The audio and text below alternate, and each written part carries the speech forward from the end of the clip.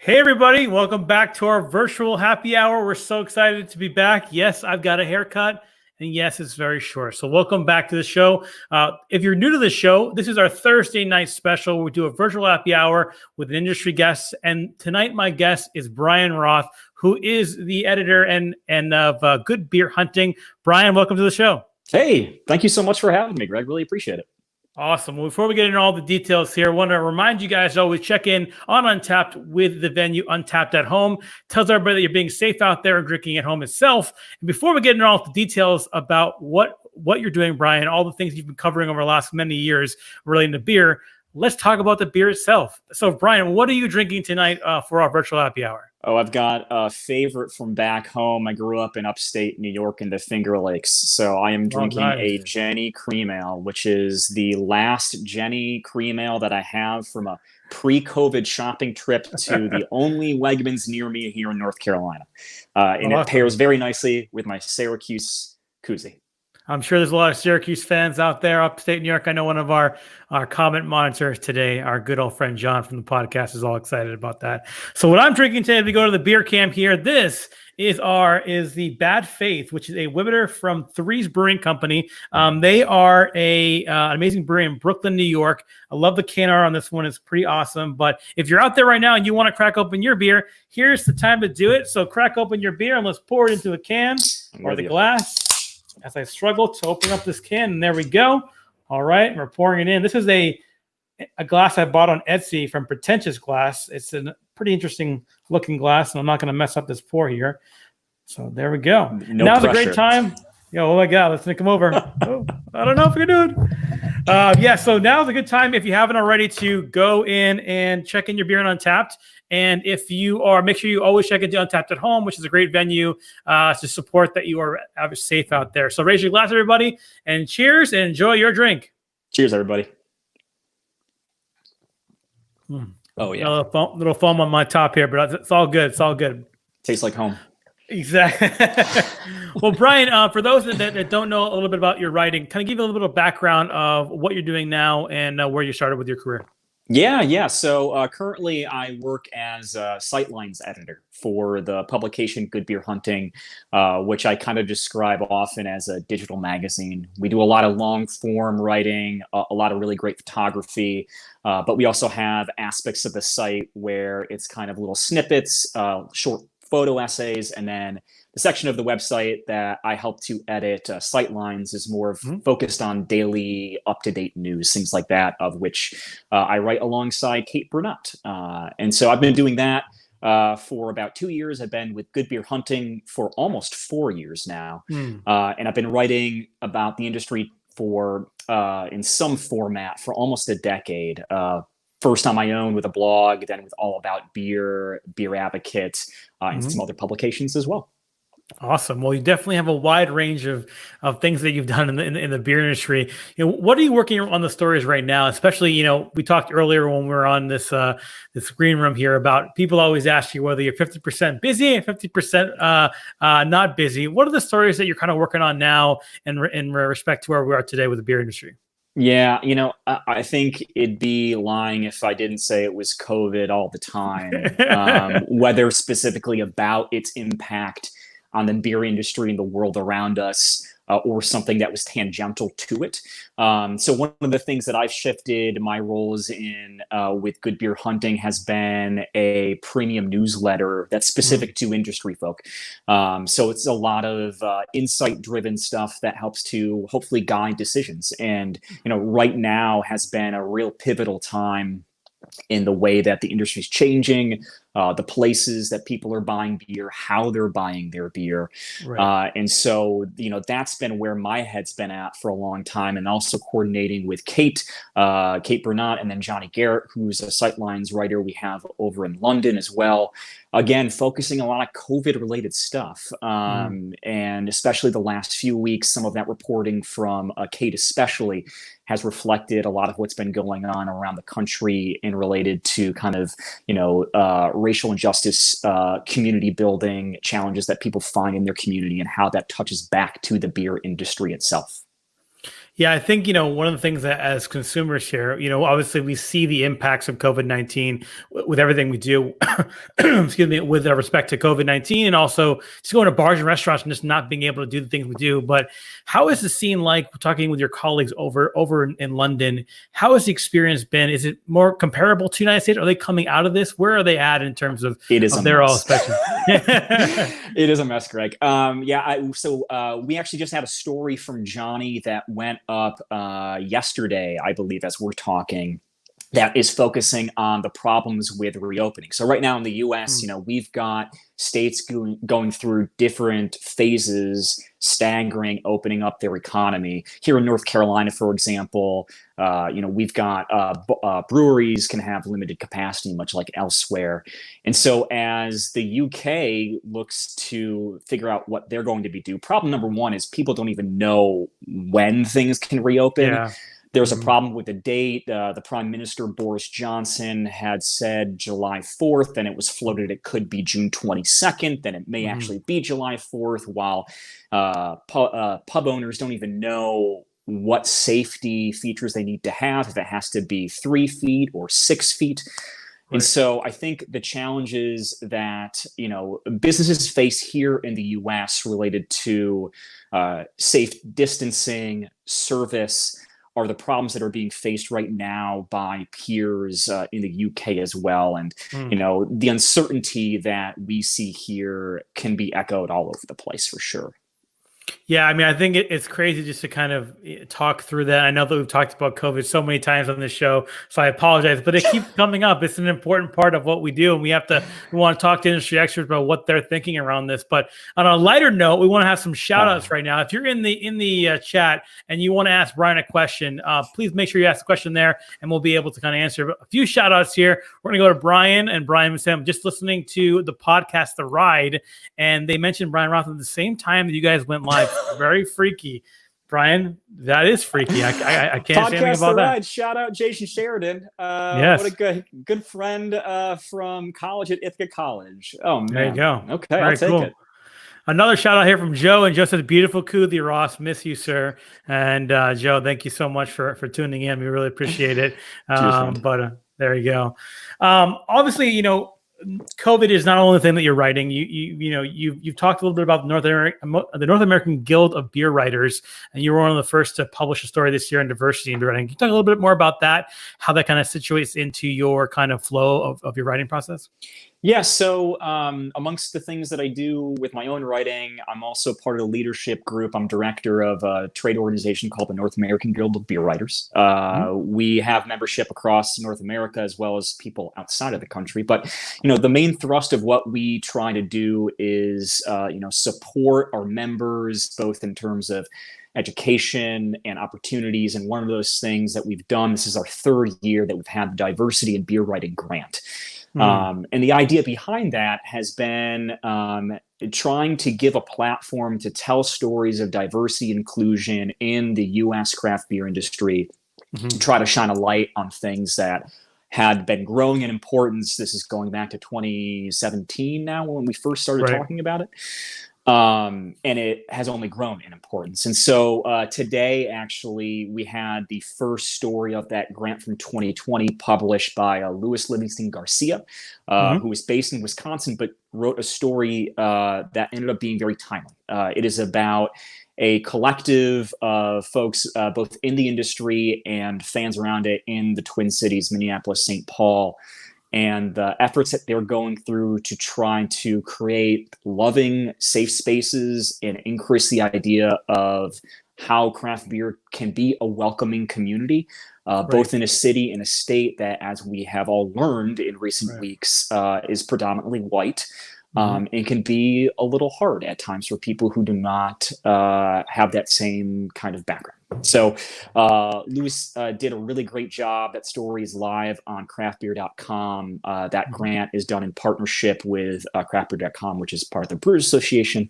And then this year has actually been really nice. We got underwriting as well from Allagash Brewing Company to help bring more stories to people. So if you go to craftbeer.com, for folks who are listening right now, that story is live and a really great and important read, and I'm glad that we got to bring it to the world.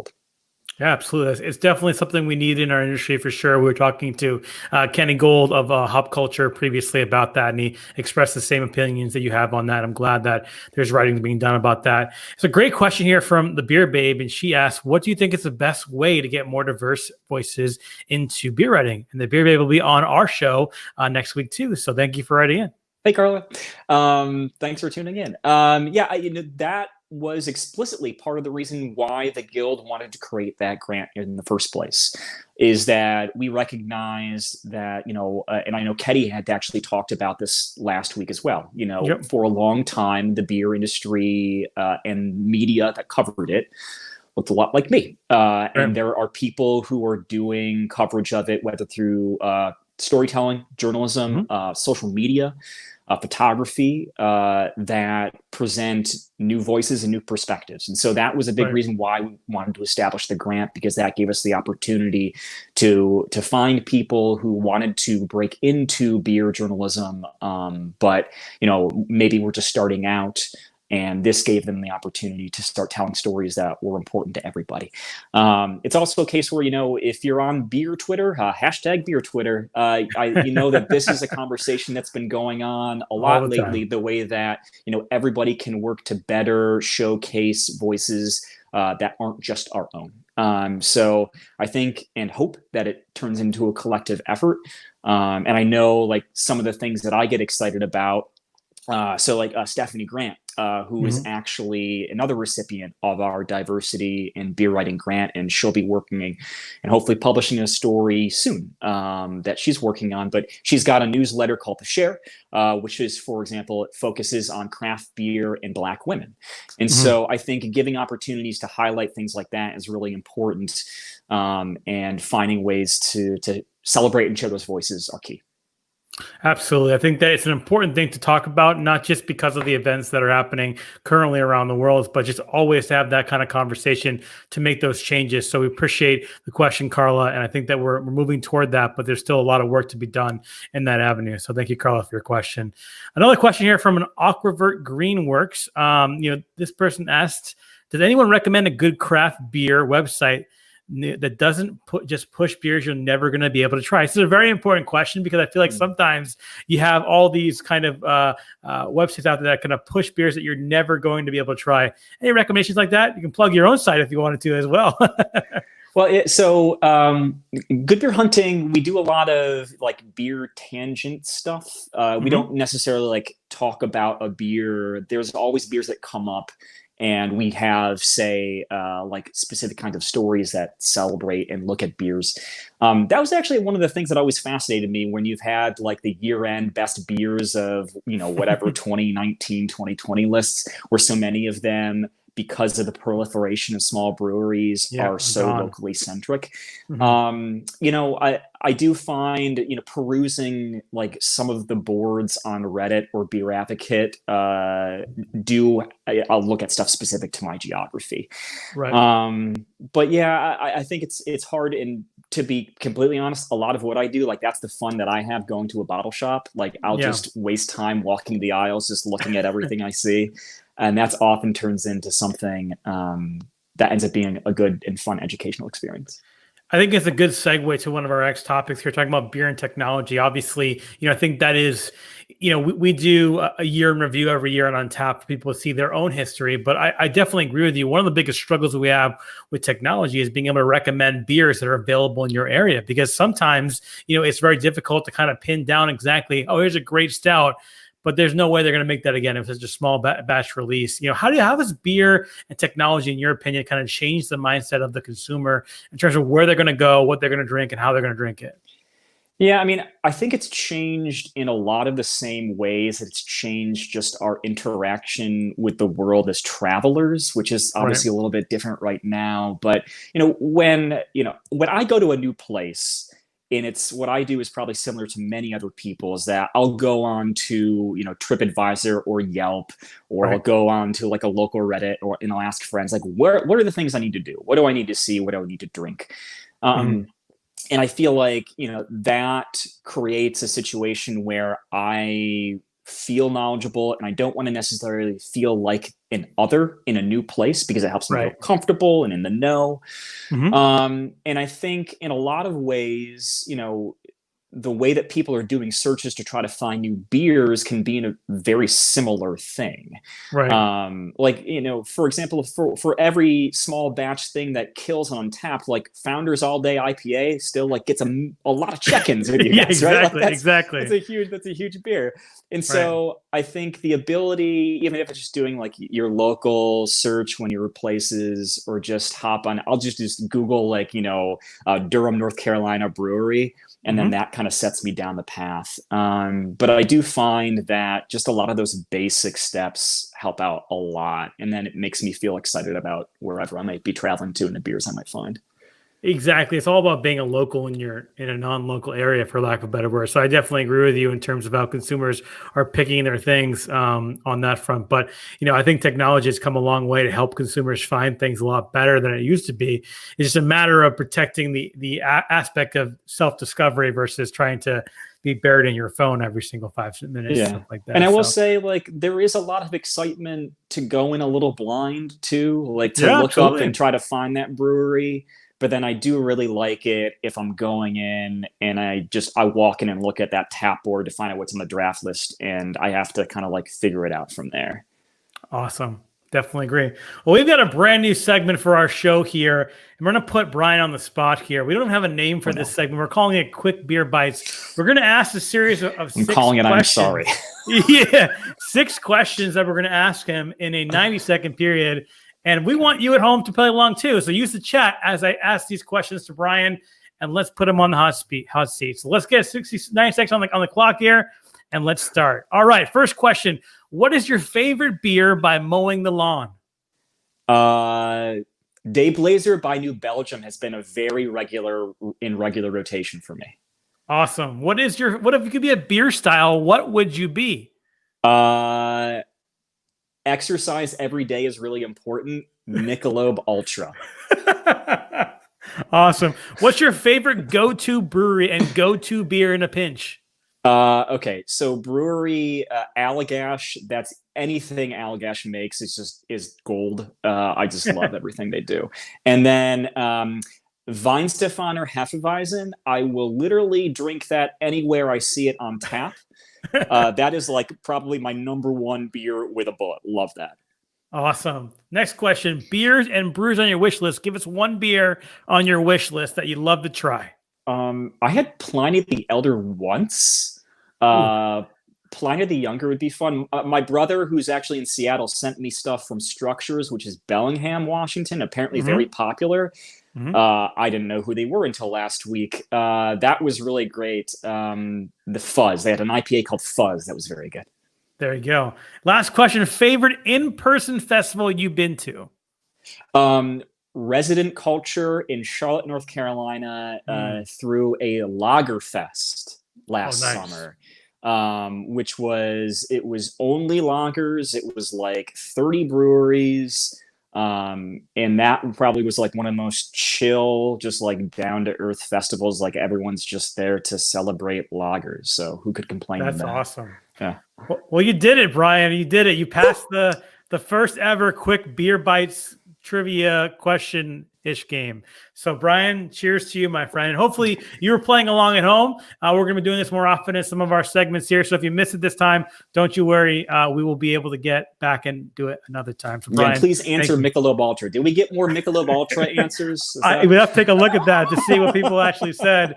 I'm not sure. But and also a reminder too, as we're kind of talking about this stuff, if you have a question for Bryan, we'd love to be able to showcase it here and have him answer it. We asked all the hard questions. Now you guys get to answer the easy questions, right? Or something along those lines.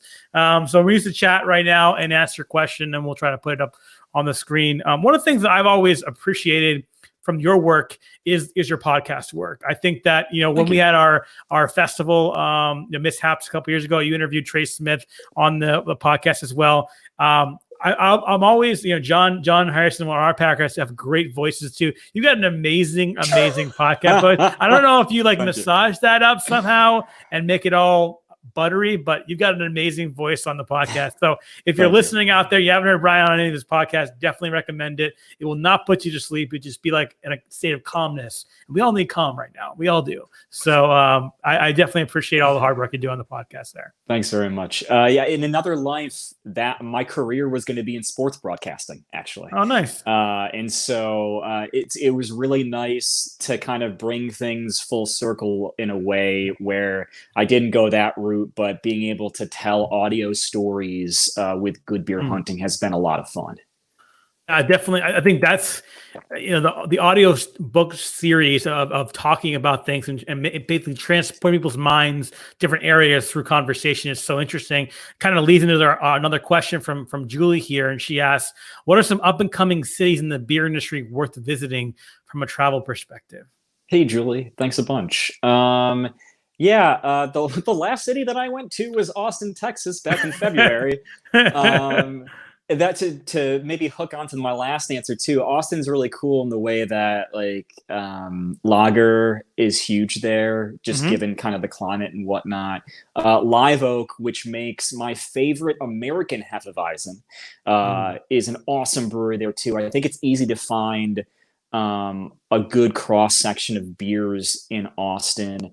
I've really enjoyed going to Portland, Oregon. That's an obvious one, though. What's less obvious? I'll do a plug. This is partially biased, but back home in upstate New York. So I grew up in the middle of wine country, and it was basically literally a stone's throw situation where wineries would be that close to each other. And it is just within the last 5 years that beer has kind of come flourishing back in upstate New York. And you'd have to go back 100 years when, hops and agriculture for beer specifically was really, really big there. But beer has become a very big part of kind of the beverage excitement of upstate New York. So Buffalo and Rochester, I think, offer, go between May and like September. Don't go in the middle of the winter. I thought it was nice and warm up there. October. It will be snowing in October, and it will be snowing in.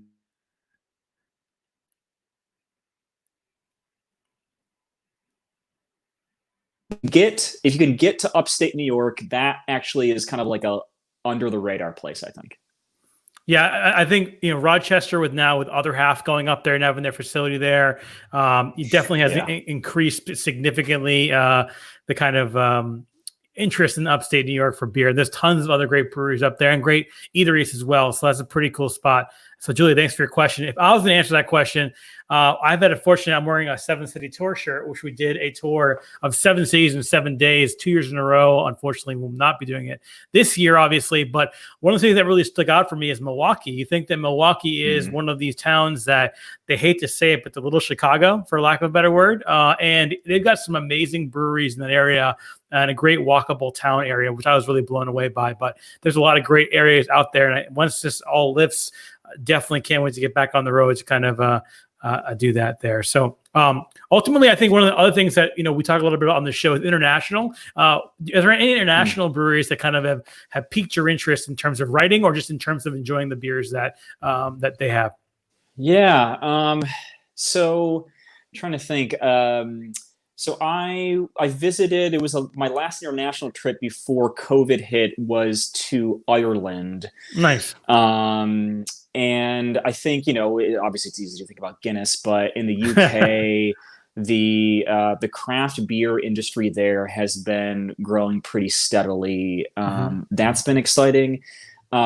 Years ago, I went to Reykjavik in Iceland. Oh, nice. And there was it's a hostel/brew pub called Kex, which actually opened sounds up a amazing, partnership. actually. It was great. So they host an annual beer festival there to celebrate the end of beer prohibition in Iceland. And Kex actually just opened up recently a collaborative brew pub in Portland, Oregon. That was kind of that was a huge surprise because it's amazing food. At the time, I think there was a chef who helped design their menu who had just got a Michelin star, and then they were making their own beer. And it was really interesting. This was 2017 or 18.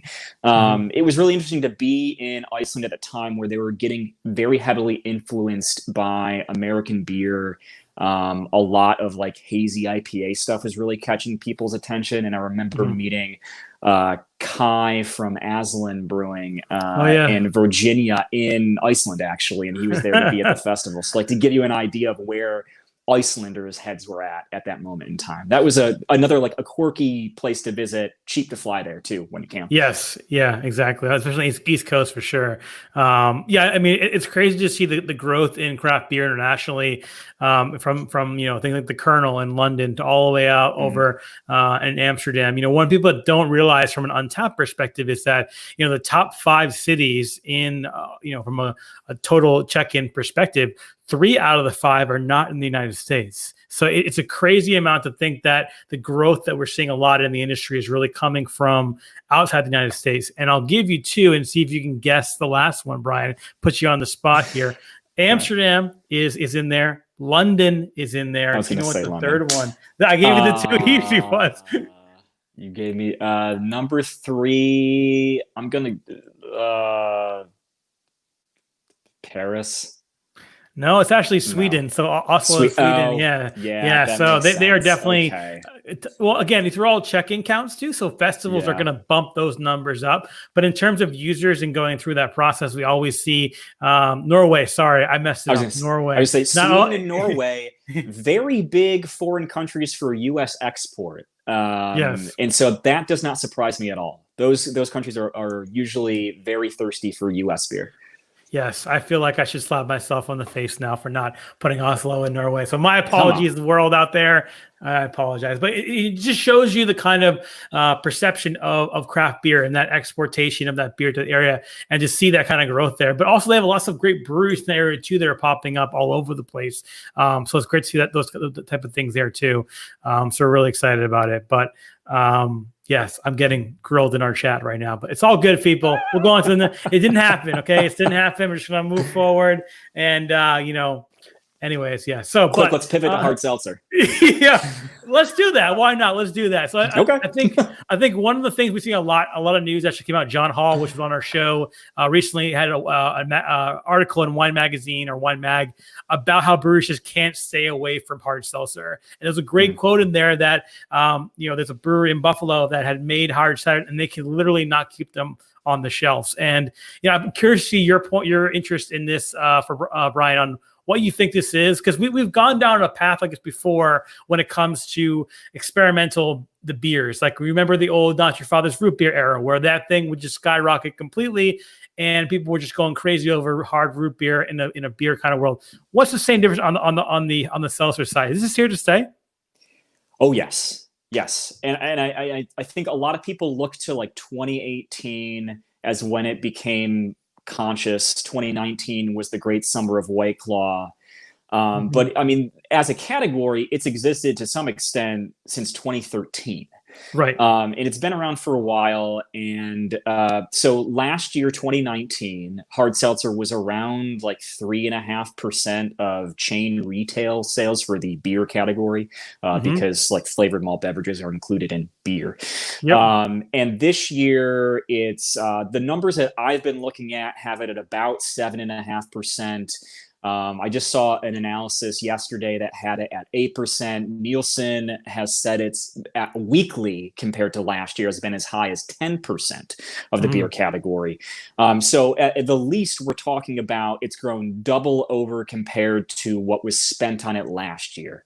And so there's been this long conversation for a few months that I've been having with people on, can it actually break 10% of dollar share? Wow. Of which, year to date at 7.5%, 8%, like, and we're just entering the point in time now where hard seltzer kind of starts to hit its peak of sales in the US.